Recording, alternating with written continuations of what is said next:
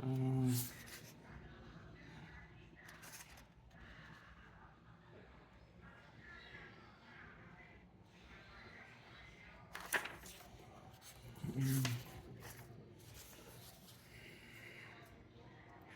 98. In a blaze of landing lights and swirling dust, Loscani helicopter set down on the driveway in front of Villa Lorenzi. That king, the still shining rotor blades. He crossed the formal gardens and entered into the smoky jaws of the command post set up in the late Eros Babu's grand ballroom, gilded, polished, and dripping with chandeliers.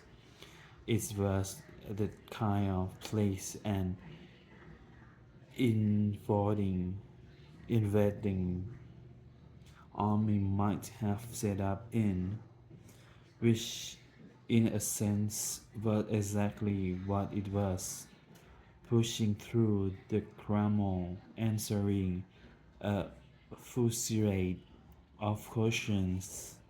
As he went, he glanced at the huge wall map with the small Italian flags, making the checkpoints and worried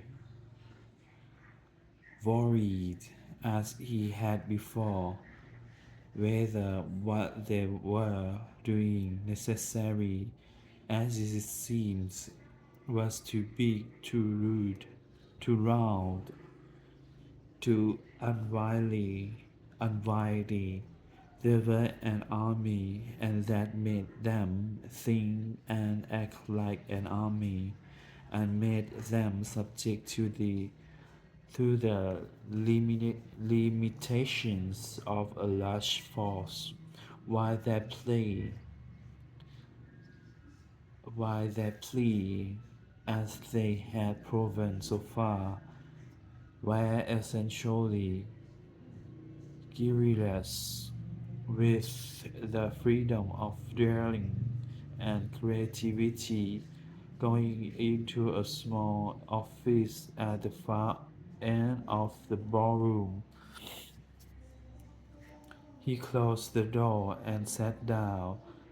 There were calls waiting from Taglia, Taglia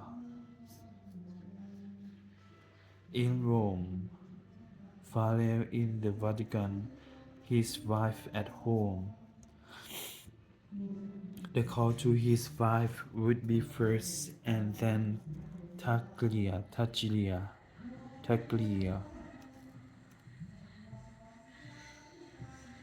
and then Pharaoh. After that, he would see no one for 20 minutes. He would take that time for himself, for assoluta tranquillita.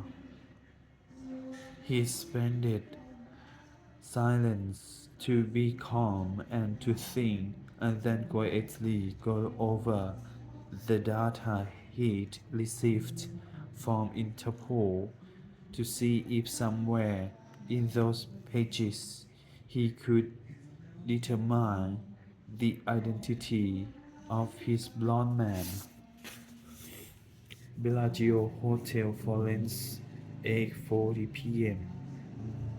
Thomas Kai sat at the dressing table in his room and looked at himself in the mirror. Astring- Astringent had cleaned the deep facial scratches made by Martha's clawing nails and drawn the wounds tightly enough to apply the makeup that he was now using to cover them. He'd arrived back at the hotel a little before 5 after hitching a ride on the Bellagio road from to English University students. On vacation, he'd been in a fight with his girlfriend. He'd told them. She lashed out, scratching his face, and he simply walked off. He was going back to Holland that night, and as far as he was concerned, she could go to hell. A half mile from the police checkpoint, he asked to be let out, saying he was still angry and wanted to walk it off. When the students had driven away, he'd left the road, crossed the field behind some trees, then come back to the road on the far side of the checkpoint. From there, it had been less than a 20-minute walk into Bellagio. Coming into the hotel เบลล่าเฮาเซียนอันให้ดอก Coming into the hotel, he taking the back stairs to his room, then called the front desk to say he was checking out early in the morning and that whatever final payment was due should be added to his credit card and forwarded with the bill to his home in Amsterdam.